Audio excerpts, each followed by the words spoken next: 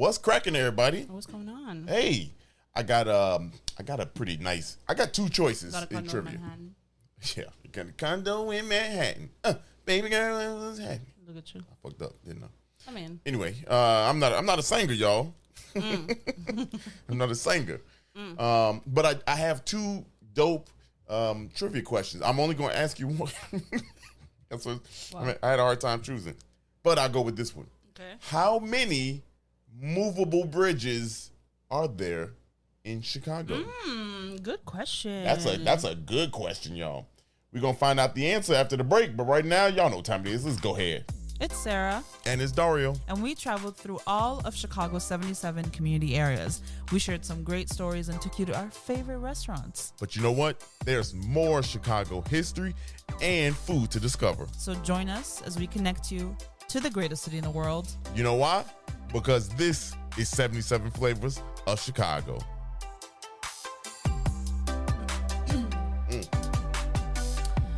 Because this is 77 Flavors. I should have did like that. Of Chicago. No, you should not have done that. Why not? Because this is not the NFL. So. Oh, you know what? Speaking of sports, actually, and sports noises, theme songs, did you know that they might be bringing back the NBA on NBC? And for you probably like, what the hell is all that shit? No way, NBC. No, the NBA. Y'all, if you're a sports fan out there, I heard it. It's true. They're thinking about it because the contract with ESPN, I think, is running out. And sports fans know that was one of the dopest theme songs for sports at any point in history.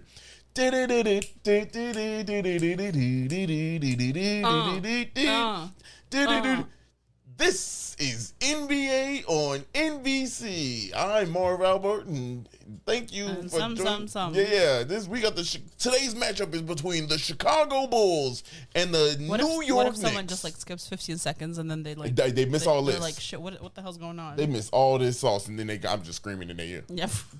Talking about NBA. Marv Albert, NBA. Chicago Bulls. So sorry about that, Dario. It's all good. Just my brain be branching off. Yeah. I've You've tuned me out. That's what you was about to say. Don't do that. That's not what I was gonna say. Y'all probably want the trivia question. Oh yeah. One more time. How many movable bridges are there in Chicago? A bunch. A bunch is a correct answer. Yeah, a lot. That's a correct answer. Many. The key word is movable bridges, y'all. Correct. Movable bridges. Because there's a lot of non-movable bridges. Yeah, right. There's a lot of movable. Movable. That's different. That's different, y'all. That's different. Here's the answer. Okay. If you said 37. That's a very specific number. Who's gonna say that? 37. Unless you actually know it, you're not guessing 37. Somebody here was like, unless someone has like a favorite number and their favorite number is 37 and they just guess it for everything. Right. Or somebody's birthday. Somebody was like, yo, I'm about to be 37. Let's go with that one. Yeah. Do you have a favorite number? 3. Nice. Or why? 77. Yeah. Well, duh. But why 3? I don't know. It just feels like it feels like a vibe. Yeah, dude. It feels like a vibe. You know what I'm saying? It feels like. What's up? Yeah. 3. I don't know. I don't know. What? I don't know. It just don't even make sense. That don't make sense. My favorite number for the longest time was 27. Yeah. And I don't know why. I just like the way it looks and sounds. It does. It does sound good. 3 sound. 5. I like 5 too. 5 is a good one. 5 is a good one. 5 is a safe one though. Yeah. Right. Because that's it's a round. Yes. It's a round odd number. It's why is 5 the most even odd number? You feel it is, isn't it? It's the most even odd number. And the most odd even number is 12. Damn. That is a random ass number. It's a random ass even number. That is random. It ain't got no flair to it. You know? Like, basic as hell. Even 13, it got bad luck behind it. You know what I'm saying? Like, it's got something to it. That's no. But I'm just saying. No, we're talking about even. Oh, even numbers. So, first of all, first lesson. Yeah. If you're 12, fuck you. Not Damn. I mean, but it is a whack number. It is. What's y'all wackest number? What's the number that y'all just don't respect? Yeah, 47. I don't respect 47. 47 to 51, I don't respect that entire range. Damn, that whole range can go. That whole range. Yeah. Go to hell. Go to hell. Damn. Then when you think about it now, like. Yeah, it's just like you have beef with certain numbers. 47, 48, 40. Don't nobody say that shit. No one likes that. Yeah, it's too long, too many syllables. It is. Yeah. Damn. But it's also the same exact syllables as 37, 38, and 39. But at that's least irrelevant. That's irrelevant. Yeah. Those got a little bit of something to them. You don't need reasons to Right. beef with numbers. You don't need reasons. Hey, I don't know. 12. Now I'm thinking about it. 12 Just is kind of a whack ass number. My least favorite color is red. I don't know What? why. I just don't like red. Red is your I think least it's just favorite? doing too much. It's just doing too much. Whoever is on Red's PR team went crazy in the 90s. Okay, Yeah, red was everywhere. But red been red since then like death. I mean, like since Yeah, it's just AD, it's just been doing too much. BC. I mean, yeah, it is. yeah. Yeah, that is. But 12 is pretty whack. 12 is whack. But red though, like you really. Yeah. All right. I don't know why. It's different. Do you have a color you don't like? No, I got a color I love though. And you know what? But Actually, that's normal. Like people have a preference. Right, But do you right. have like? Are you a hater at heart? And what are you a hater towards in terms of color? A hater. Like if you see a shirt that's that color, you're not buying it. Like I'm never gonna wear anything that's red. Okay, I don't like Period. I don't like the color in between pink and purple. Like a lavender. Yeah, I don't really rock with No, that. lavender is more purple. It's more purple, but you know I know exactly what color it's you're that talking light. about. It's that light Yeah, purple. I It know could what be color you're pink. talking You know what I'm about. saying? Yeah, it's not Like- a pink, but it's not a purple. Right. I know what you're talking about. Yeah. You know what other color I hate? What? Teal. Damn, I teal. fucking hate teal. Yeah, Like teal can't Perry go. the platypus teal. Wow, I don't like that. that's It's only 280s, Perry 270s? only Perry the platypus can be Yeah. teal. right. He a superhero. Yeah. Would you consider Perry the Platypus? Hell a yeah, superhero? he's a superhero. platypus that does secret missions for the Right. city. I don't know. He can't Yeah. talk, but He is. he'd be jumping around. You and I've had this conversation, but I kind of rock with Doofenshmirtz. Yeah, He misunderstood. He is so misunderstood. Yeah, he really is. He is so. He really is. Yeah, he didn't want to be a villain.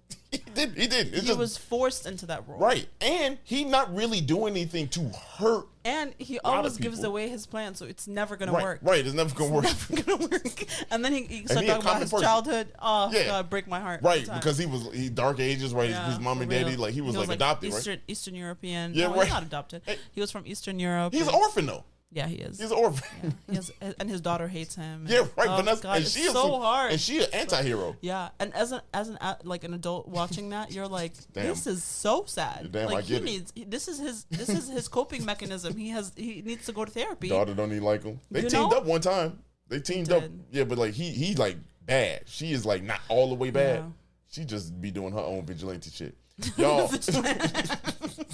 y'all, if y'all came here for bridge talk, we gonna get to it at some point. We got to do the small talk. You can't just go right. Right, in. you just got can't. to foreplay it. You know, you do have to foreplay this podcast. You got to at least give 7 minutes of foreplay. That's You know what? the bare minimum. That's why we've been lasting this long.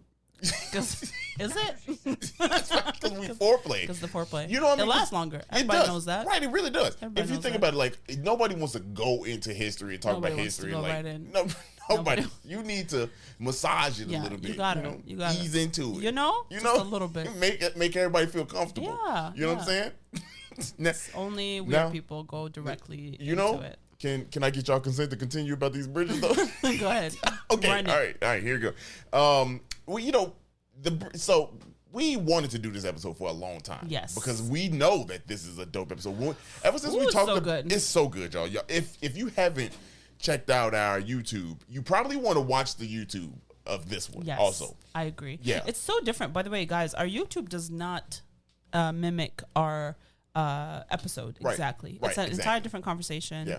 In terms Well, of food, yeah. the Well, history, our portion. parts, yeah, the parts that we do here, but like mainly the yeah. audio might be But the you same. get to see it. Yeah, right. That's the thing. And Yeah. this one is A really good one. yeah, because like you gonna hear some things that you probably be like, yo, I should watch Yeah. it, see it. And it's usually like no more than 20 minutes. So Yeah, well, this one is while 42. you're making, This one is well, 42. oops. I'm yeah. It's one all of us- good. Yeah, it is what it is. It is what it is. Watch half of it, Watch and then half come of back it. and watch the other. That's what I do sometimes. I don't have 40 minutes to watch one video, so I just like I'm making lunch. I'll watch half of it, and Man. then I'm making dinner. I watch the other And half. we easy listening. Yeah, You know what I'm saying? Fuck 12.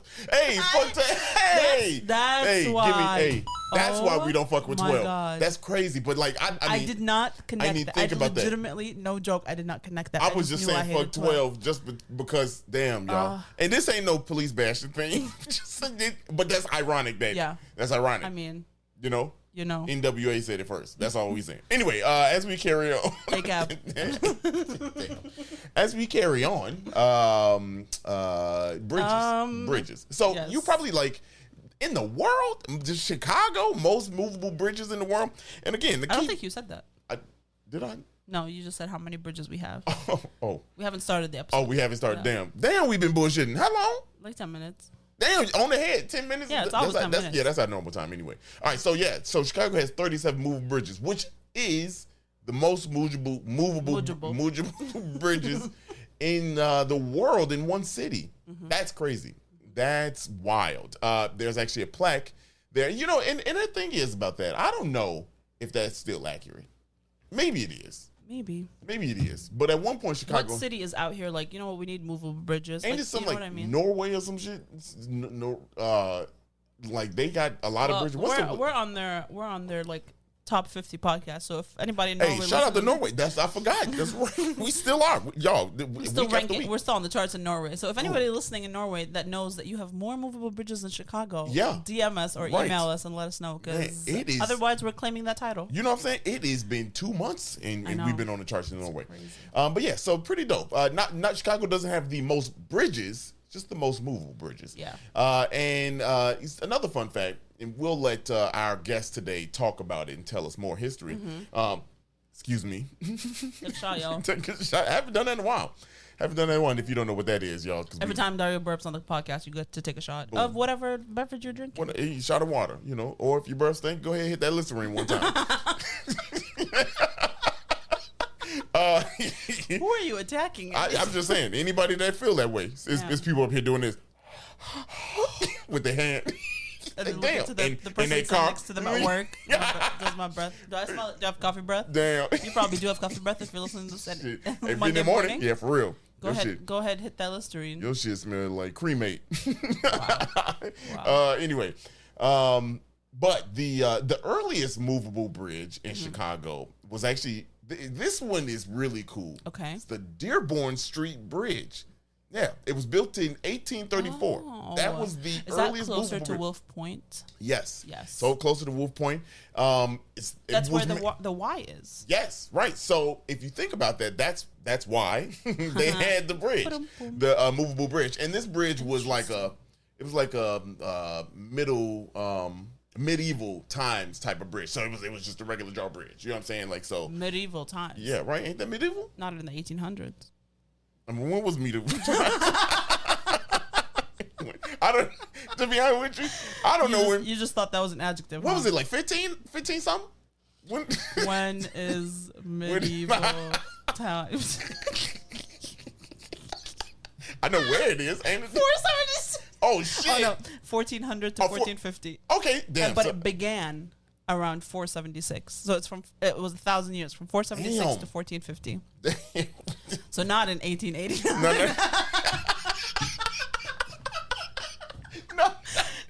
No. I didn't say it ended around the time that Christopher Columbus right when Chicago took was his ass over. Right when Chicago was being incorporated. It was actually like, oh wow, it's the end. Damn, I'm glad those medieval times over with.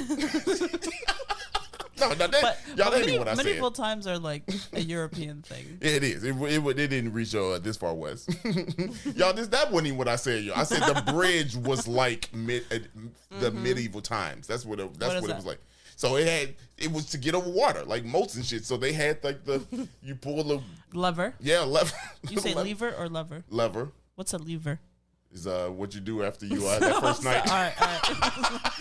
Oh, stop. Okay. Come on, give me my goddamn. How did I not give myself no drum roll on that one? Drum roll. That one right there. No. Then this is a little chaotic. I every time sometimes I think about it. We are a little chaotic. Anyway, as I was saying, there is a flow. It is a flow. Speaking of flow, bridges. This was this Dearborn Street Bridge was the first one movable bridge in Chicago, 1834. Now, why'd you giggle? I don't know because we wildin'. 1856. the Rush Street Bridge was almost built. 100 years, 400 years after medieval times. Stop. Yeah, right. 400 years afterwards. But the reason why that one is significant is I don't know. I like calling that one out because we talked about this before. That you know they had to move cattle somehow, right? And all the herds of sheep and everything. So this bridge was kind of like that, and obviously for people also, but. You know, this was a big bridge for that, and that was one of the first bridges, major bridges that was like swept away, right? That collapsed. Mm-hmm. Yeah, it collapsed, and I will let Josh talk about it. That's our guest today, y'all. But the bridge it collapsed in 1863 due to that. These bridges were narrow too, so you got to think that engineering wise, we weren't there yet. We can only build wood houses. Damn. That's all we could do at this point. And this is before Did the the fire. bridges survive the fire? Ooh, some of them did. Some of them did. Most of them didn't. Most didn't. Because you got to think, we was using... There are bridges that are that old, yeah, for sure. Maybe they're not functioning anymore, right, but they are. Right, yeah, I mean... Dude, that's a Each bridge has a birthday, and I know Barry Butler, who is like the designated photographer for the city of Chicago. Yeah, he loves the bridges. So every year when there's a birthday for a bridge, he posts. Too. Yeah, he's actually a volunteer for the Lighthouse. Yeah, for Lighthouse. Yeah. And his you could go see his photos at Navy Pier. Yeah, they still there, right? Mm-hmm. Okay, cool. Okay, moving on. No. But yeah, so those two bridges are pretty cool. One more thing that I wanted to tell you before we get into what is a Chicago bridge and why this is a big deal is one of the first Chicago Trunnion Bascule Bridge. Ooh.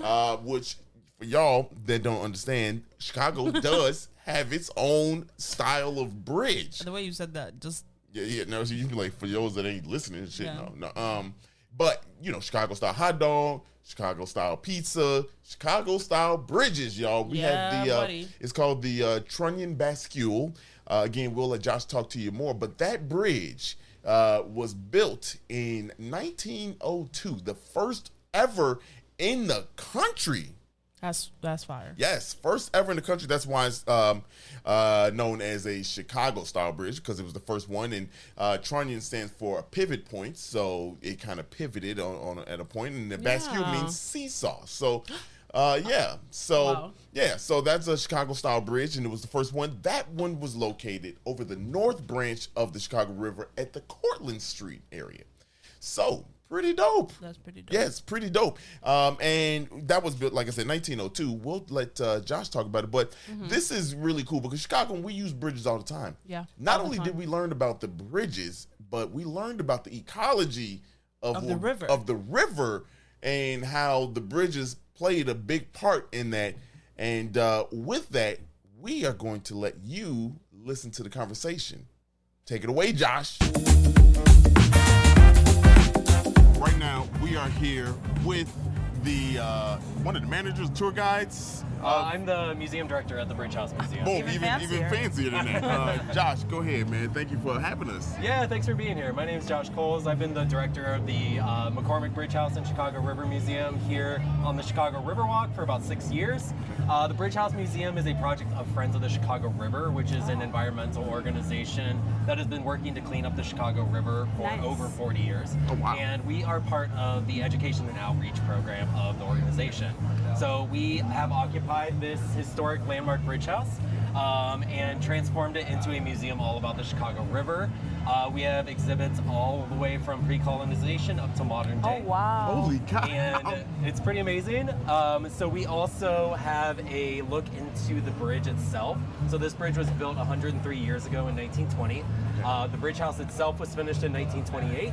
And we have a look inside the bridge so you can walk inside, see the gears, see the counterweight that still operate this bridge. Wow. About 30 times a year. So. That's wow. Yeah. So correct. I wanna fact check something. Yes. I just read that the Chicago River is actually like safe to be in physically right now. Like at this point, yes. for the first time ever. Not the first time ever. It used to be pre-colonization. Oh, right. So before all the pollution. Before, before when it was pure for real. Right. Exactly. Yeah. Before human interaction with it, really. But the river is safe to be in, according to the EPA. Okay.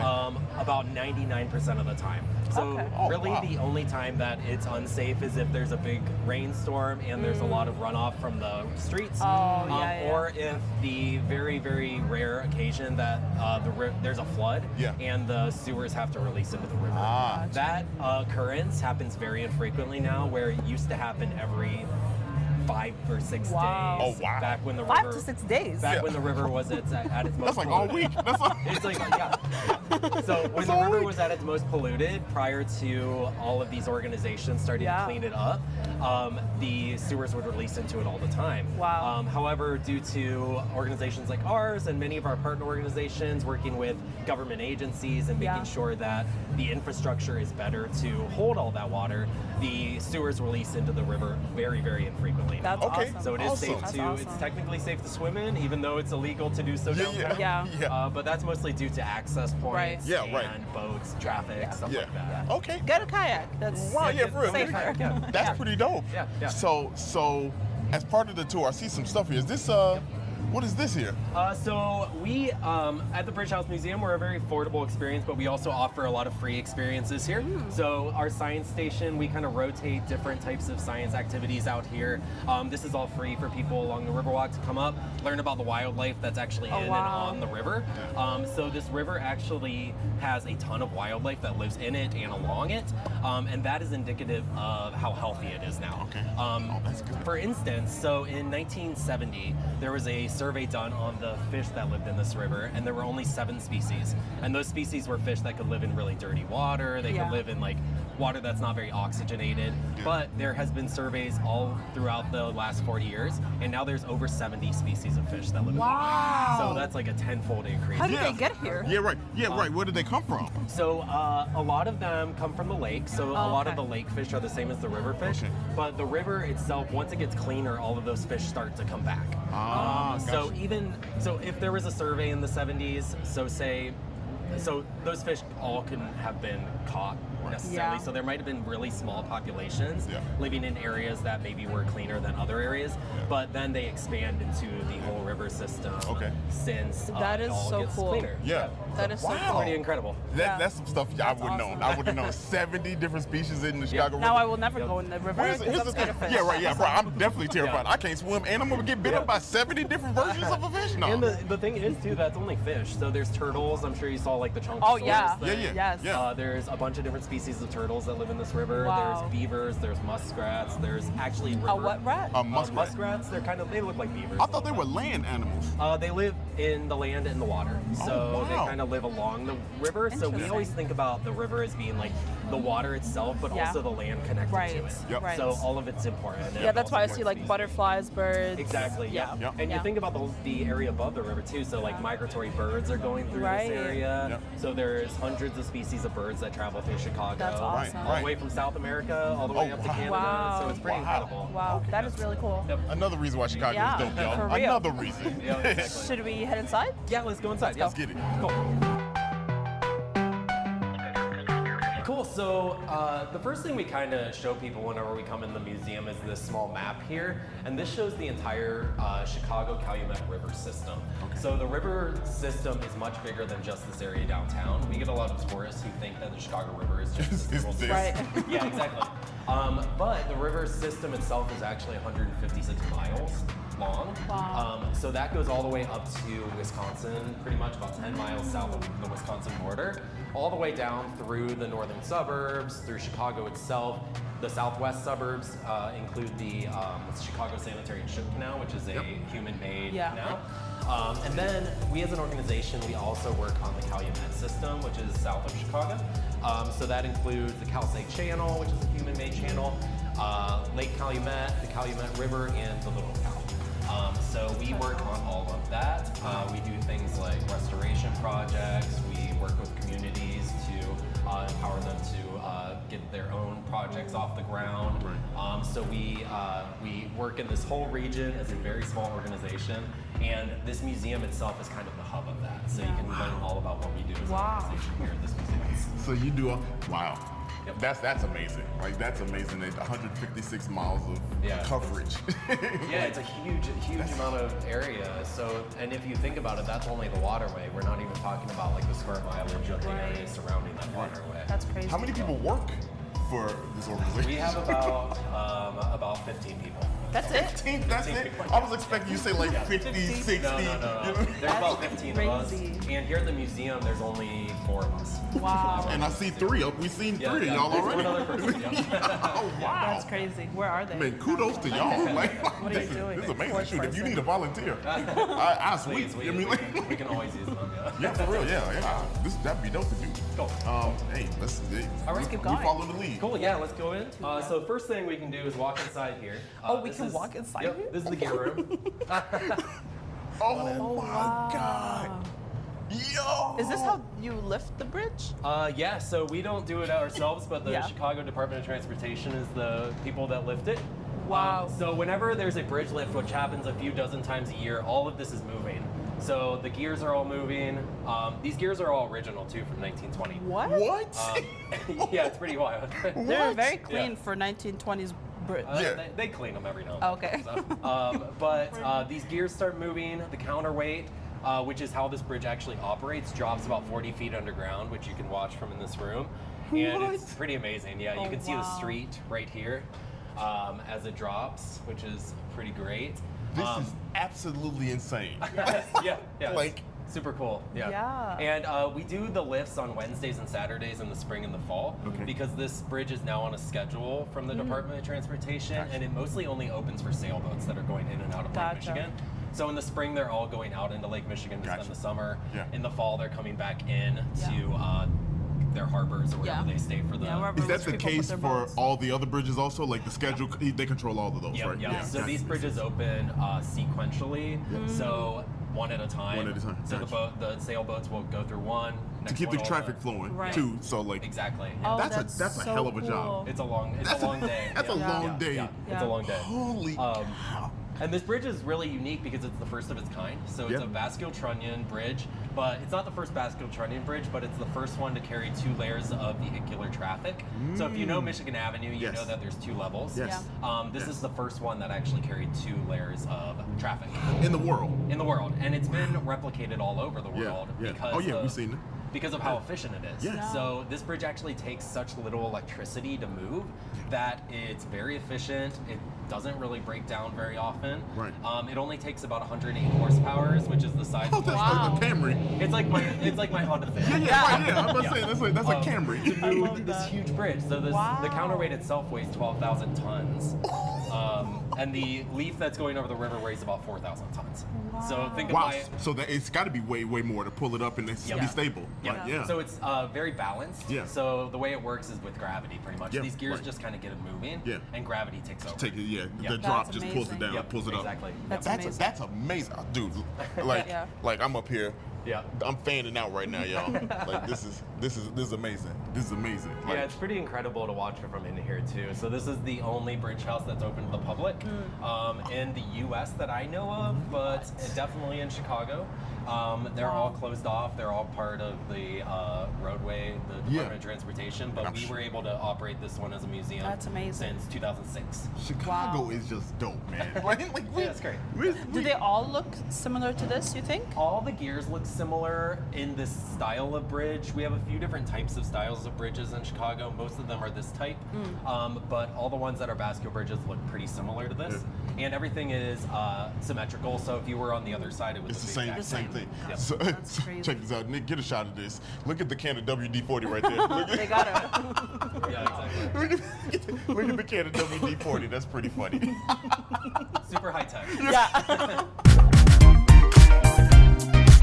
So whenever this bridge is getting operated, there's a few different teams of people. So there'll always be city workers back here, and all the motors and locks and whatnot are in the back of the bridge here. So whenever it's moving, you can see the big heel walk being pulled out of the back of the counterweight. Wow. You can see all these gears moving. It's pretty great. Yeah, that's amazing. Is it like as simple as like pressing a button and all of this starts moving, or like is it much more complicated? I believe it's all been automated in that way. Okay, cool. For most of these bridges. As we go upstairs, we have some vintage bridge tender equipment that is a little more complicated that's not used anymore. Yeah. But right now, I believe that most of them have been modernized. That it's mostly just like a push button and then it does it. Yep. Does it get hot down? I mean, I know it's cool now, but does it get hot when it's moving? Not really. Not really. No, well, he just said 180 horsepower. I guess that's not a lot. I guess it's not going. Yeah, right. It's all really fast too. It takes about between 30 seconds and a minute. Oh, so, really? Wow. Yeah. To move 12,000 pounds. Yep. 12,000 tons. Yep. Gee, this is just amazing. Like this is. Yeah. I swear, I love this podcast. It's just dream come true. And one of the cool things about a Basque bridge, you can kind of tell from the outside, but it's all in the Beaux-Arts style of architecture, which values both symmetry and also everything being below street level. Yeah. So that's why this counterweight is underground. Right. Because if you look up top, all the mechanics are Hidden. underground. Yeah. So it looks nicer. So it looks nicer. It looks obstructing. streamlined. Yeah. Exactly. Well, Chicago That's thought of awesome. everything when they thought of a city. Like, that's amazing. Just the whole point. We of watched everyone beautification. else's mistakes Exactly, and then we made it better. Well, no, a lot of times we were the first though. Right. A lot of times we were the first to do it. We watched their ugly bridges and then we made nicer Then we bridges. made beautiful ones. Exactly. I think they're all beautiful to be fair. Yeah. But this bridge actually was the first one on Michigan Avenue too. Oh, So it was wow. part of the 1909 Burnham Plan. Yeah. So it extended Michigan Avenue from the south of the river to the north. Yep. So prior to this bridge being built, the north side of Michigan Avenue wasn't Michigan Avenue. Right. It was called Pine Street. And it was just a dirt road. There was really nothing on the other side except for some factories and whatnot. But as soon as this bridge was built, the other side of Michigan Avenue started to expand. That's when everyone abandoned Prairie Avenue and Motor Row and came moved up to Gold Coast. Yeah. Exactly. Listen to that episode somewhere here. Pulling it back. Yeah. Oh my goodness. That's crazy. You know what else is crazy? So the door just closed and you can hear the traffic from outside just go away. It went away, yeah. It's That's just wild. nuts. Yeah. This is. We're also on one of the noisiest corners in Chicago, so it's quite noisy in here. Yeah. Well, not right in now. here. Yeah, not right now. Just the ventilator. Just outside. Yeah. Yeah. Cool. Should we go upstairs? Yeah, let's go upstairs. So the museum itself is laid out chronologically. So this first floor is all about kind of like pre-colonization, what the region looks like. We talk a lot about prairies and how they were formed, how Chicago got its name, which is of course from a species of plant called Allium trichocum, which is a species of wild garlic. They said that the banks of the Chicago River smelled like a kind of like skunky or garlicky, and that's where the name came from a Native American word for that plant. And then we go into pre-colonization, up to the French traders, up to all the rest of the Europeans arriving. And then the rest of the museum, up until the top floor, is all going to be about how this river was manipulated by people. So it's been manipulated by people since the Europeans arrived, and most of that was in a bad way. But in the past 40 years, we've really tried to reverse that course. Yeah. Exactly. Not reverse the course. Yeah. Well, I mean, send it back the right No, way. I know. But get it? Because the river is reversed. Right. So, Look at you. Look at you. Get the coin. coin. So I won't go over everything in the museum. That'll give some people some incentives to come check it out. Come check it out themselves. Yeah, exactly. Yes, for sure. But we go over a lot of how this river is manipulated. So it was straightened, it was dredged. Some parts of it were completely human-made, like a lot of the channels. Chicago's here because the river's here. It's here because of navigation, basically. And Chicago at one point was the busiest port in the United States and to some say the world. The Chicago River was really important for getting people from the Great Lakes and from the east all the way to the west. This actually was kind of difficult at first because there wasn't a passageway from the Chicago River to the Mississippi, but some canals were built, including the Illinois-Michigan Canal, that connected those through a portage area called Mud Lake. So that was a really important aspect of getting people to Chicago, all the way to the Des Plaines, Illinois, and Mississippi River. Another really infamous part of Chicago, I'm sure you know, is Bubbly Creek. Oh, right. We know. We talk a lot about Bubbly Creek in this museum. It was a very infamous, dirty part of the river. Super stinky. Super stinky. Thanks to the factories. Yeah, exactly. We won't go over the whole story. Yeah. They can check it out on another episode. I'm sure you have an episode. Yep. But that's in the neighborhood of Bridgeport, and there's actually like a boathouse there where you can kayak and canoe there, and it's not the dirty area that it used to be.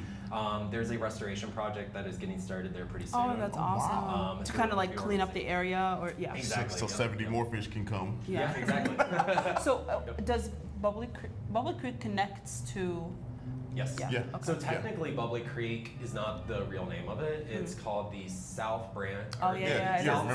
South Fork of the South Branch of the Chicago River. Right. I remember stumbling over that during the episode. Yep. So South Fork of the South Branch. Yeah. That's cool. That's awesome. That's so dope. Cool. And this floor is actually interesting because if you go out that door, that's Lower Wacker. And we do talk about how the city was raised in this museum for several reasons. One of the reasons was to build sewers underneath, because prior to the city being raised, there wasn't a sewer system. There was basically just kind of channels along the streets that would take the sewage directly into the river. But if you walk out that door, you can kind of see one of the reasons that the city was raised, because it's out of the wetness, it's out of the muck, because Chicago is built on a wetland, essentially. Yeah. So you can kind of see like through there. Yeah. Well, the cool thing is too is that because that used to be called Market Street. Would that have been the original Market Street and not the top floor Wacker? I believe so. It would have been somewhere closer to this level. Yeah, closer to this level because they raised it. As opposed to up there. Interesting. That is so cool. Yeah, that is very cool. Yep. Cool. Let's go up. Let's. All right, cool. So this floor is clearly the third floor, which is these big porthole windows. So this floor, we also have some of the vintage bridge tender equipment that would have been used early on to open and close this bridge. There are a few different like switches, some like meters and whatnot that would have been used in the bridge house. A fact about this specific bridge house is it's only here because of symmetry. So this bridge house never had a operating bridge tender in it. Okay.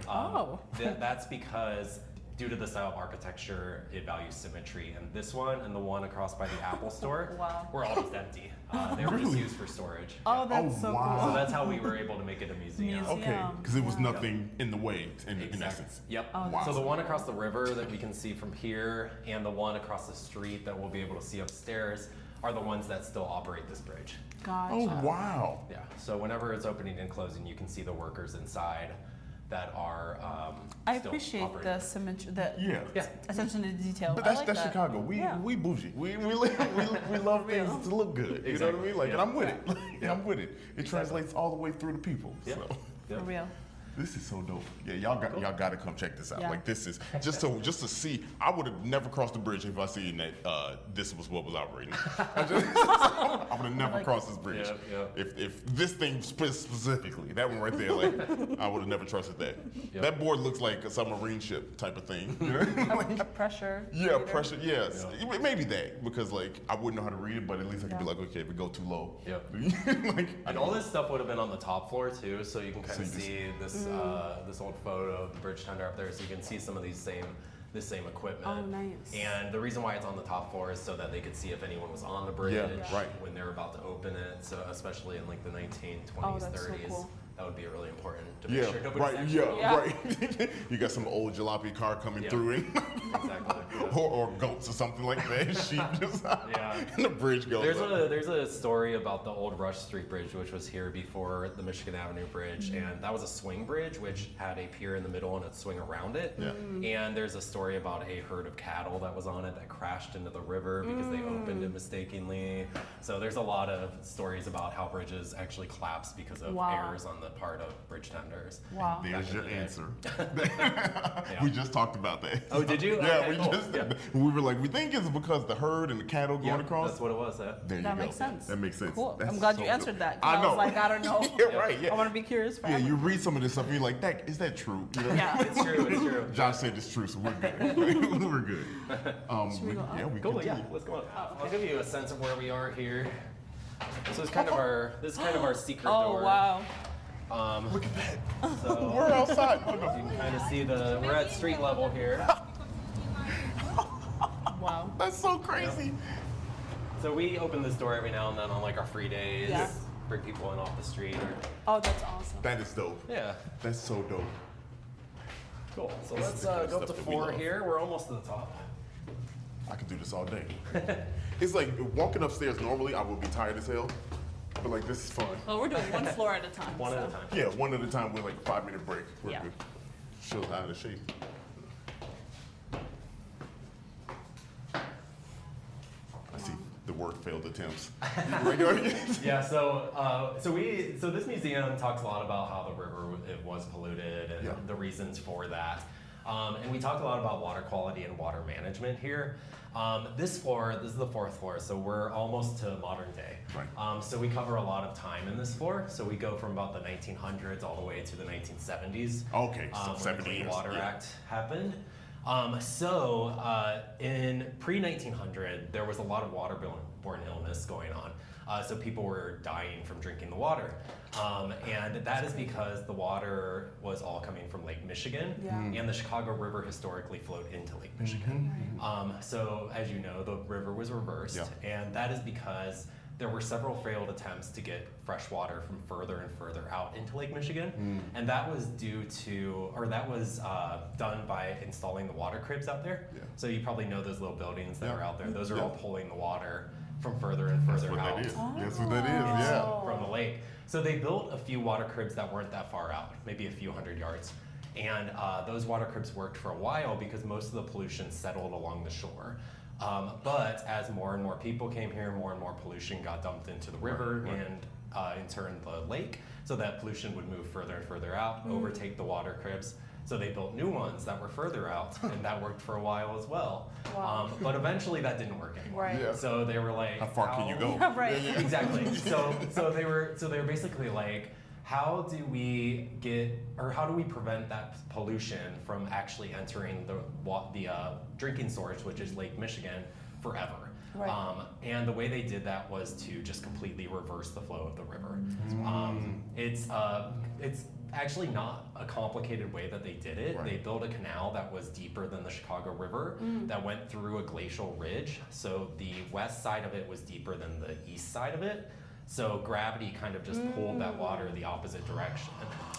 And that canal is called the Sanitarian Ship Canal. That is the first time I've heard that explanation. I never knew how. Now it makes sense. Yep. Now it makes sense. It was so dope, right? The reversing the Panama Canal, right? Kind of like took lessons from us, right? Or somewhere in Peru. I'm not too sure about that. That does sound right. Yeah. But I'm not 100% sure. Okay, it's okay. Yeah. It's all right. We'll figure it out. But this was the first river that was ever reversed. Yes. And it's still reversed. Actually the Calumet River was reversed as well a few decades later for the exact same reason. Because it was flowing into Lake Michigan. Yeah. It needed to not flow into Lake Michigan Right. anymore. So both of the rivers that we work on as an organization have been reversed. Yeah.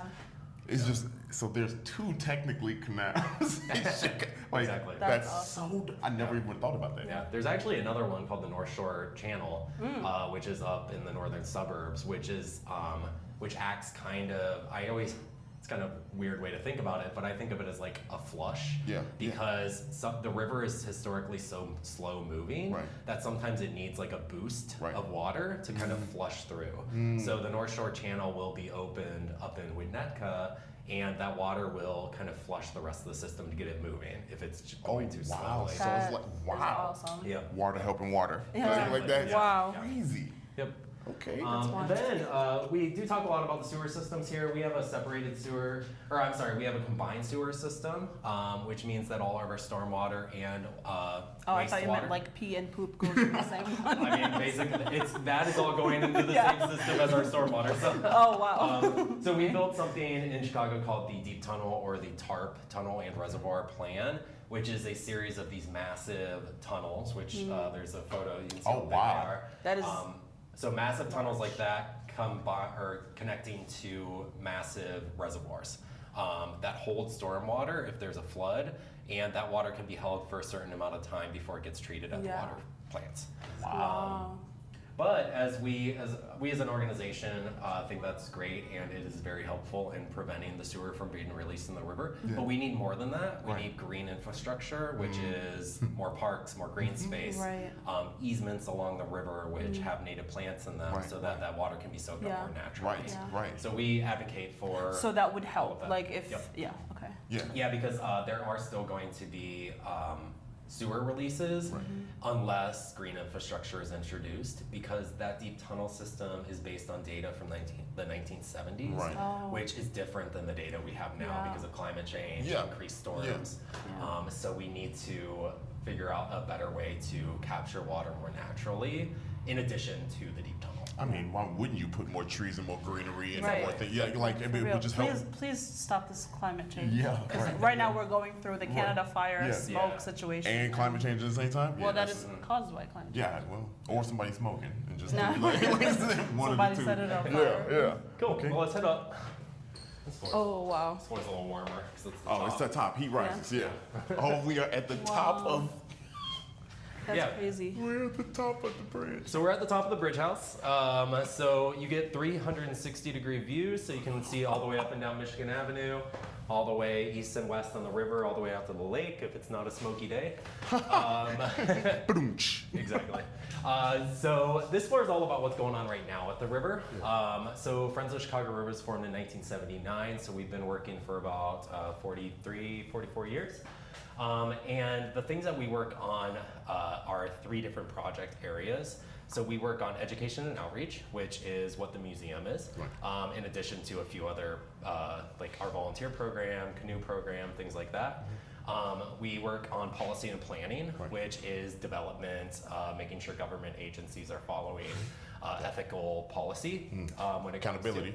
Exactly. And on-the-ground projects, which are our wide-scale habitat projects. So we'll do restoration projects, which improve habitat for animals. We'll install things like osprey poles. Ospreys are these big eagles that work or eat fish.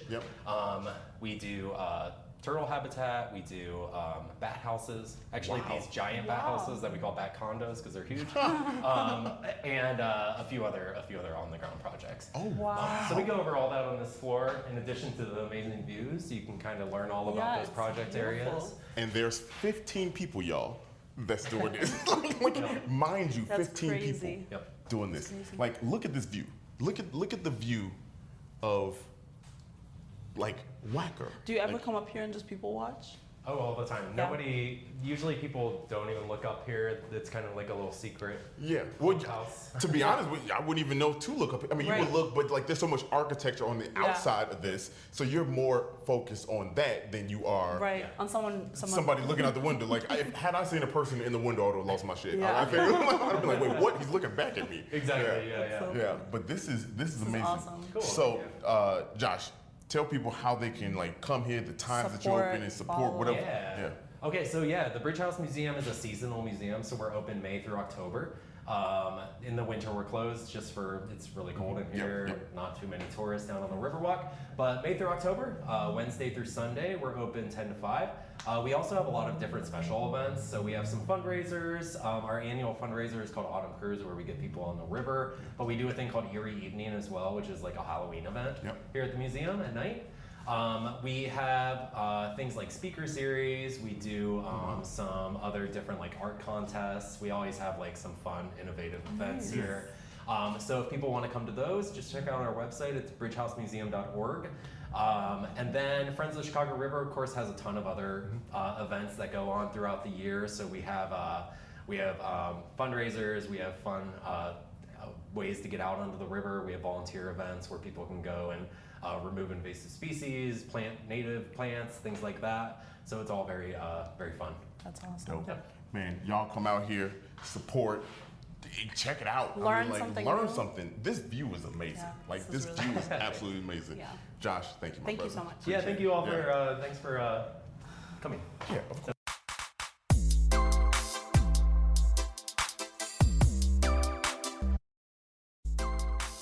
All right, we are back. Hey. That was such a good conversation. Yes, and a fun experience. So fun. Yes. Mind you, we didn't cover everything that's in the museum on the episode, so please go and check them out. It is literally $8 to go in, and it's free on Sundays. It's such a fun activity to do. Yeah.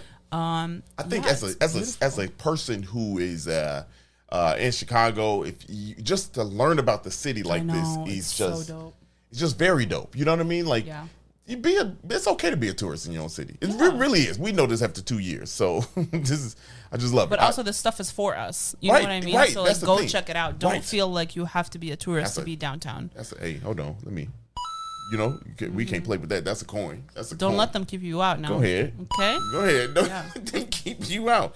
But we ate. We did eat. So we were so hungry. We went right next door. Yeah. And Beat Kitchen is right next door. Yeah. If you are familiar with Beat Kitchen, you might be familiar with their Roscoe Village location, which is iconic, historic, amazing. It's been owned by the same people since 1994, and it is owned by Robert Gomez, who also owns the Riverwalk location. Okay. But a little bit of history about Beat Kitchen. So it's not obviously. If you've been there, it is.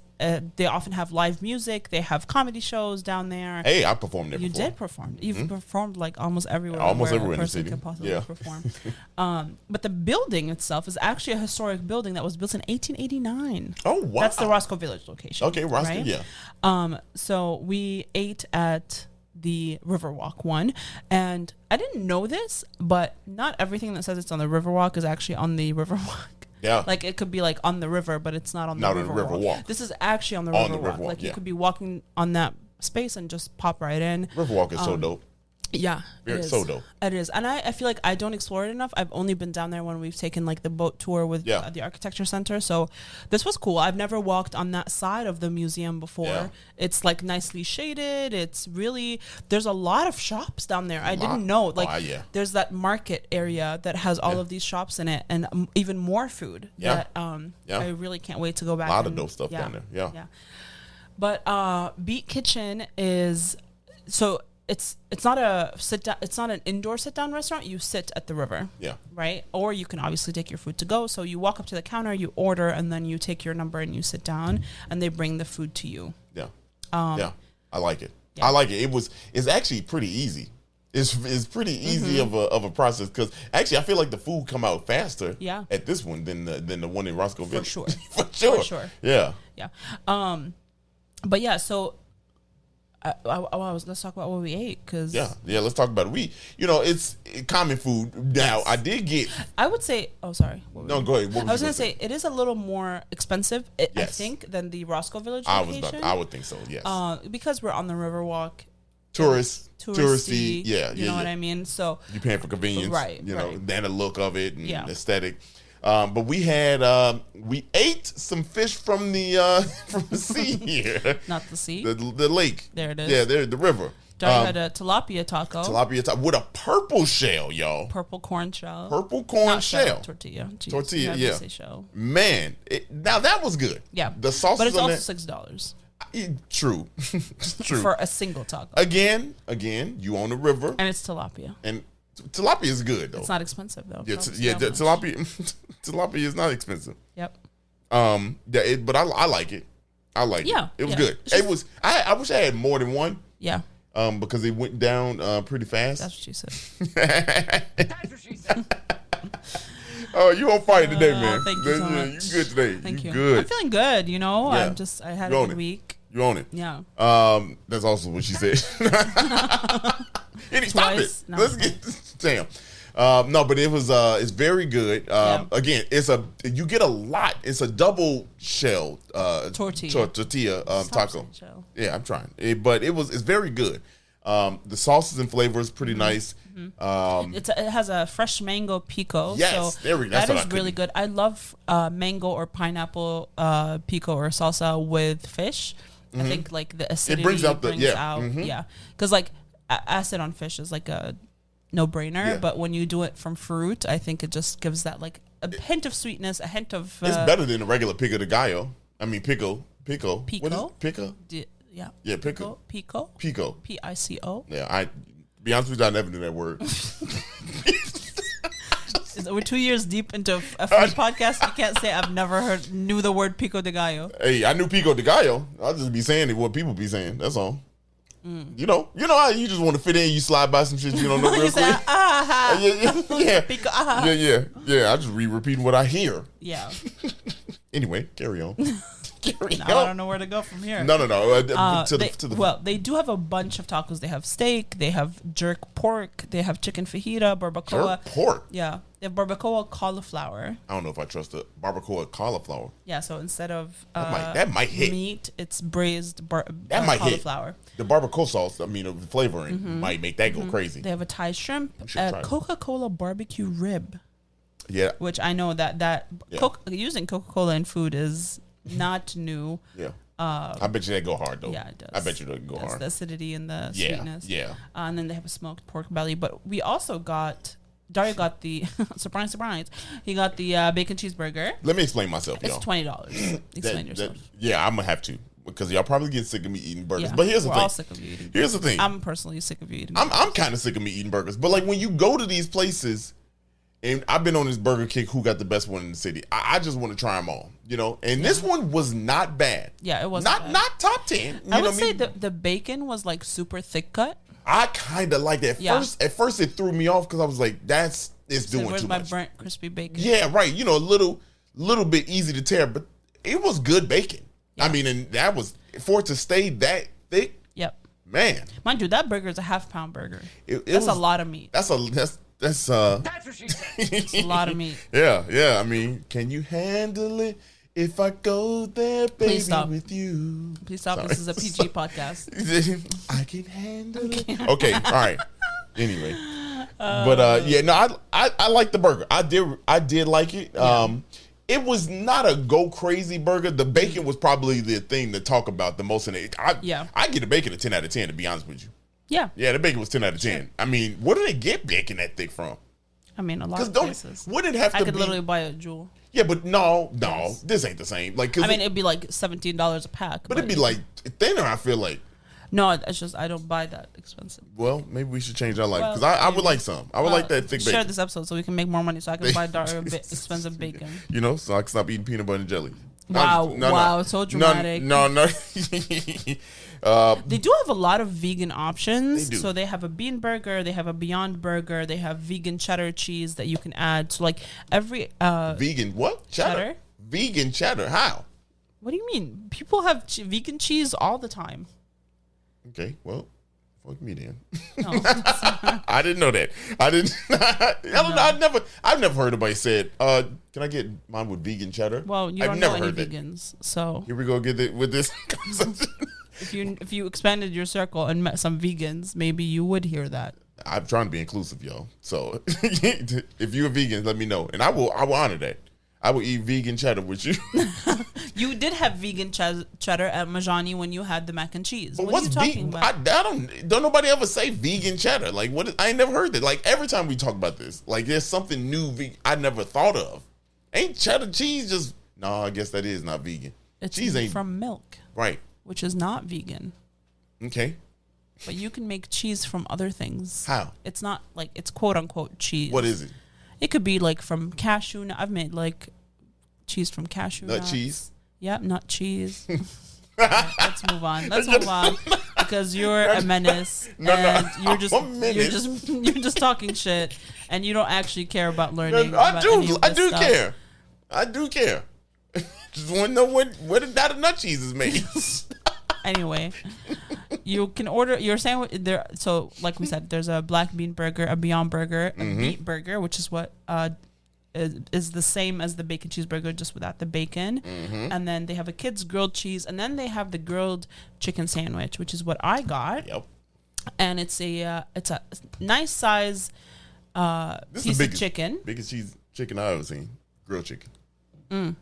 That was a hefty size. That was a hefty size. Yeah. Everything is a good serving size, and it comes with fries. The fries were really good. You slid by that burger, the sandwich. Well, I'm gonna come back to it. Okay, but the fries were really good. The chipotle mayo that comes on the side was also really good. Everything comes on the side of the chicken. You can add stuff like the lettuce, the onion, the avocado, the tomato, the pickles. I would say the chicken had like maybe salt and pepper at max. Okay.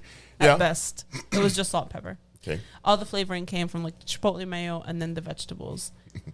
It wasn't bad, right? But it wasn't great, and I would not order it again. See, here's the thing. You could what? Robert, no. Why you being so aggressive right now? I'm not, because I know you're about to disagree with me. Peacefully though. You know what I mean? You don't want smoke right now. No, I don't want smoke. I'm she up here, y'all hear the hands clapping? She up here rubbing them like Birdman. You know, like she about to jump across the table. No. All I'm about to say is I liked it. You know what I mean? Like I thought the flavors carried it enough because I agree with you on the sandwich. It didn't. The meat didn't have. It wasn't a lot, but the flavors was so damn good of everything else. You mean the vegetables and the chipotle mayo? It was good. You loved the avocado that was on there, and there was avocado on there. Yes. Now I got to send myself to jail. Y'all didn't hear that. There's a lot of avocado. Damn it. Do I like avocado? You do like avocado, and you're just a hater. Is what you are. You're just a stubborn hater that refuses to admit he's wrong. Just like how you like mushrooms, because you be eating that shit all the time when you can't pick it out. Wait, when your boy hungry, I ain't got time to pick it up. You've eaten it. That's the problem. Yeah, I didn't like it though. That's not true. It's like the numbers 47 through 51. I don't like it. For no reason. I have to say it. You just have beef with it for no reason. Yep, for no reason. I don't. A hater is what you are. It is. It's all good. You should go to hell. Damn. Hold on. I didn't mind the sandwich. I liked the sandwich. I thought it was good. Would I get it again? All right. I would never feel get like it again. You damn never. I feel like I would order the burger before I ever ordered. The burger was good. Yeah, I would not order the chicken. Like I would rather order the burger than the chicken sandwich. It was better. The fries were amazing. Mm-hmm. The burger was much better. You know what? The taco was better. You know what? Even at $6. Yeah. You know what would have slapped though? If they had seasoned it. No, look, it's you, man. I can't even be mad because I came at a couple weeks ago. I was going off the rails. But I think if you had put bacon on that bad boy and seasoning, and just let it be a bit of seasoning, it would have. I would have. Yeah, I would have flipped. But it didn't. It didn't have bacon on it. Oh, can you add bacon? I'm sure you could. I'm sure. It would probably have been like $5. Do you know? So the burger. Oh, you can add fried egg in. Well, this is at the Roscoe Village. Fried egg is overrated on a burger. It is, and I'm a fried egg fan. I love fried eggs, and I love runny yolk. But on a burger, it just seems so messy. It's too much. What do y'all like about that? Like, it's the flavor. No, it's got to be more than the flavor. Is it? Just be honest with me. Level with me, y'all. You can be. I'm your friend. Just tell me. Do y'all just like it because it's Instagrammable? Possibly. Because I can't see you liking it because of the flavor. I just can't see that. It's good. It's good. I can't see that. I can't see it. It's good. No, I'm not a fan of fried eggs. That's because nobody really is a fan of a fried egg on a burger. It's just not. I don't believe it. Might be. My mom eats burgers with a fork and knife, and fork and knife. My mom eats pizza with a fork. Mama, and knife. for duh, I got to talk to you. Yeah, I know. When she come here soon. My mom eats pizza with a fork and knife. I mean, a lot of people do that. My mom takes the hot dog out of the bun and eats it with a fork and knife. What's she do with the bun? If she ever would. What's she do with the bun? Nothing. She doesn't eat it. My mom is. You know what an almond mom is? An almond mom? Yeah. Do you know what that phenomenon is? No, she just eat nuts? No. Look, no. See, now you gotta be. That's my mother. No. Tell me about it. So this is a phenomenon Milk of like Stop. Okay, all right, I'm done. Of like 90s and early 2000s moms that would she would have like a handful of almonds for breakfast, and then she'd be like full for the rest of the day. No. And like my mom didn't eat bread for a decade. You told me that. That's kind of wild. She is wild. That's wild. Why my mom has been like 120 pounds. That's why she's still rock climbing and shit like that. But like now she realizes that what she was doing was toxic as hell. But like her mom was She realized, the same. Man, this hot dog is better with the bun. No, but she won't. I don't know the last time I've ever seen my mom eat a hot dog. Yeah. My mom eats pizza like once or twice a year. It's a miserable life. Twice a year. Yeah. She doesn't eat sugar. She don't eat sugar. She like maybe she never had Kool-Aid. No. She ain't never had Kool-Aid. What? My mom does not drink juice. Hey, I mean, that's again, your mom is. That's extreme. It is extreme, but I mean, look, if you know Sarah's mama, she be rock climbing over there in Jordan. She be like going to concerts. Yeah. Man, like just. She's about to be 60. Now, this one time I saw her get tired. We was out there in Jordan, and we was Petra. in Petra. Yeah, I didn't think it happened that day. It was hot. I was. She was like, "I'm gonna sit down for a little bit." I was like, "You?" Yeah, right. Yeah. Hey, if you ever go to Petra, y'all, that shit, good luck. It'll kick your ass. I ain't gonna lie. Real. We was there for what, 4 hours and no more. No, we was there for 4 hours because we didn't. Even, but we walked consistently for 4 hours. We're kicked your ass. Consistency. Now it's kicking my ass. We just getting jumped by. Yeah, right. Anyway, for all these consonants, all these goddamn syllables. That's what's going on. Consistently. How many syllables? Consistently. Are we saying it right? 4 consistently. You say it 2 times though. Consistent. Is it consistently? 4. Consistent. Consistent. This is the dumbest shit ever. Wow, this is dumb. This is so dumb. But you can't say it without saying the T like twice. Yeah, because there are 2 T's. It's not 2 T's in consistent. No. Yes. Consistent. No, there's only 1 T. Consistent. No. Oh, you right. Damn. Wow. What is going on? Let's cut this shit off. I'm embarrassed. Cut this shit off. I'm embarrassed. I'm embarrassed. I'm usually on point. Look at me. I was saying the T. You said no. It's just 1 T. Consistent. You know what was just had me in the chokehold. Mm-hmm. It was the tint part. I know. It was that second T. Fucked you up. That second T was drop kicking my ass. Anyway, y'all have fun this episode. Okay. Well, hey, Josh, I know Josh listens to the podcast. Josh, if you got this far, we sorry that we just sullied the end of it. Yeah, for real. Just because this is but he's a good guy. Josh was good. Thank you, Josh. Yeah, for being on the episode and talking to us. We appreciate it. Thank y'all for listening. Let me just play our outro shit. This is normally your job. What am I doing? Just doing the most. No, that's all right. You could outro us. Can I? Yeah. All right, let me start the music so I can just see if I can time it right. Mm-hmm. Man, well, if you enjoyed this episode, man, make sure you go ahead and share this with somebody. Pass it along. We trying to get us a backyard and stop eating avocados by accident. Y'all, man, so if you could just please support us. And Dario needs to go from Skippy to natural peanut butter, please. No, it's Jiffy all day. Jiffy all day. Jiffy. There. Well, I tried. Until next time. Season 7. This is season 7. Shout out to our intern, Nick. We'll see you next time. So chaotic. Hey, thank you so much for listening. We really hope you enjoyed that. Please follow us on all social media at 77 Flavors Shy. And if you have any ideas and things you want to learn about, please email us at media@77flavorsshy.com. Yeah, and if you could, also head on over to our YouTube channel, same thing, 77 Flavors Shy, and give us a follow, give us a like, and give us a good rating there. Make some comments. Go ahead and subscribe. We love y'all. See you next week.